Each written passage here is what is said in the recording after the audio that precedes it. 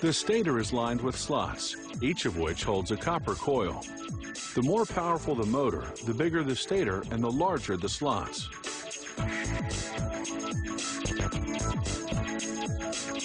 The first step is to line the slots with insulation. This insulation will keep the voltage confined to the coils.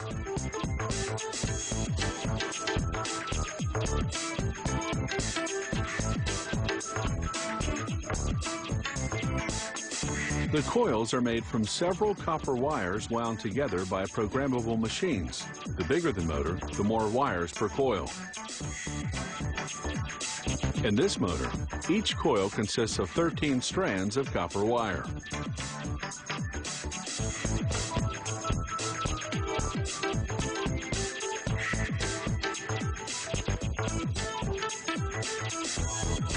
Now, workers tie the coils.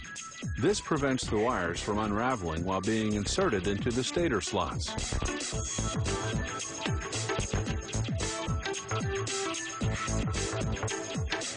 Workers cap each coil with fiberglass insulation. Then they insulate the portion of the coil left outside the slots with fiberglass sheets. Fiberglass wedges are inserted, locking the coils inside the slots. Once all the coils are inserted and insulated, workers begin preparing the connection. They slip an acrylic insulation sleeve over both ends of each coil. 13 coils, 26 ends. Then they group these insulated wires into large power cables. The number of wires per cable varies according to the speed and voltage of the motor.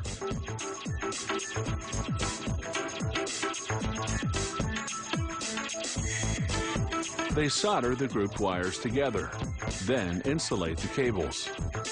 They tuck some inside the stator and leave others accessible to be attached to a power source when the motor's installed.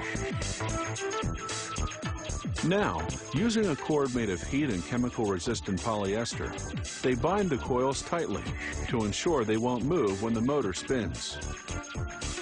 This unit of bound coils is known as the stator coil. They now submerge the stator in a polyester-based varnish and vacuum it right through. This thorough penetration makes the stator coil moisture-resistant.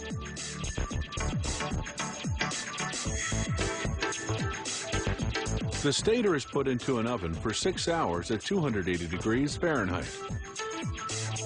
The varnish hardens, making the stator coil rigid. Now they have to balance the rotor. If it's off-kilter, the motor will vibrate, hampering performance. They balance it the same way a mechanic balances car tires, only with 100 times greater precision.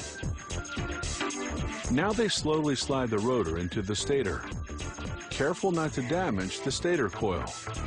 The rotor will turn on steel bearings. They heat these bearings to expand them, so they'll install easily. Then they blow on cold air to shrink them to a tight fit. It's the same process with the motor's back cover.